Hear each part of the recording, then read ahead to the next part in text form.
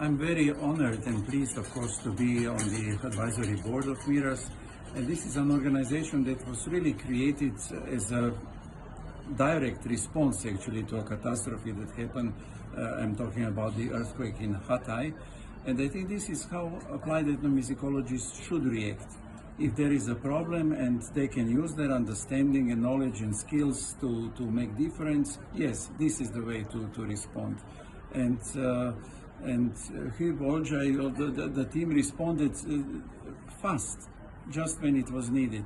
And unfortunately, we live in a kind of world when we can expect just more and more disasters in ecology, with the wars and the other havocs. So I'm very glad that we have MIRAS, which will hopefully also become, not hopefully, I'm sure it will be, an example for the other organizations and other people in other parts of the world to apply.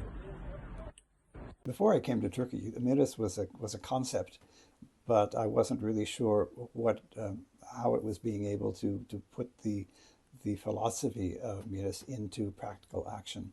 And coming here, seeing videos and talking to people and seeing how well it could organize and jointly with other organizations here, realized a really wonderful symposium.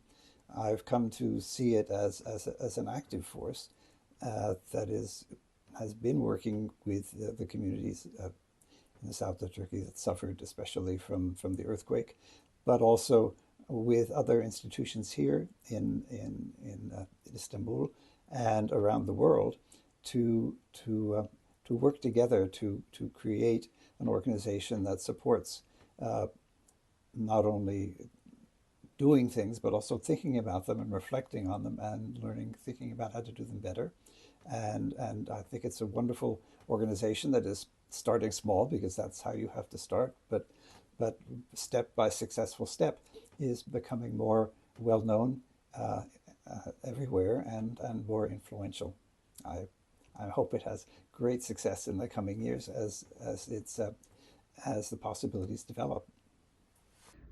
MIRAS has played an important role in promoting cultural sustainability among people who have been displaced by natural or man-made disasters through dialogues, workshops, publications, and other activities. Such organizations are important as they bring academics, practitioners, and activists from around the world who have long or short-term experiences to share their methodologies, their challenges, and the best practices of building cultural sustainability in times of war and environmental and man-made disasters. I think MIRAS has a really important role to perform, and the fact that it's come into existence so quickly after the disaster is a really significant thing, a really important part of its work, to be on the ground and to be able to mobilise that quickly, to develop a program of work, to develop an identity for that work, and to be able to use that identity to mobilise other support, other forms of funding.